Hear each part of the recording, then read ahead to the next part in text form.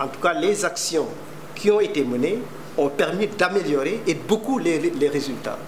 De maintenir également les filles parce que c'est important.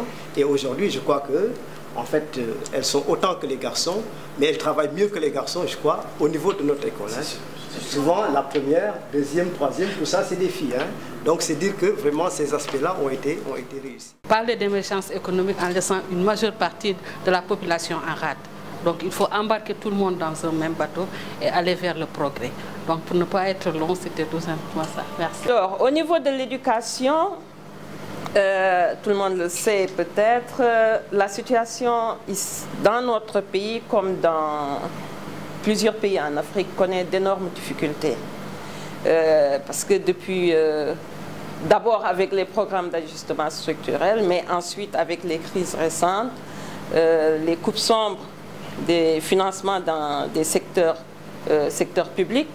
Alors nous assistons à l'émergence de nouveaux types d'enseignants non qualifiés, ce qui fait que nous sommes confrontés à des problèmes de formation des enseignants.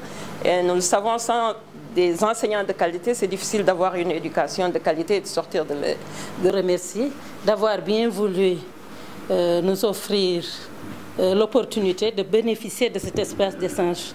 Parce que c'est important que la société civile et les communautés aussi à la base puissent échanger avec des représentants des gouvernements. Et je pense que c'est à ce niveau qu'on puisse trouver les perspectives et les stratégies qu'il faut. Sans parler de la formation, c'est quelque chose, bon, c'est un volet qui est important parce qu'un projet doit accompagner par une formation. Parce que s'il n'y a pas une formation, c'est un peu difficile pour les populations locales de faire marcher ce projet-là. Bon, nous voulons aussi que les formations se multiplient. Bon, nous voulons aussi que la coopération avec QSF continue et que ça soit aussi quelque chose de durable pour les générations futures. Et que nous, notre ambition, ce n'est pas nous, mais c'est ceux qui viennent après nous. Et que si on parle de développement, vraiment, je pense que c'est dans ce contexte qu'on doit parler de développement. De penser de la génération future.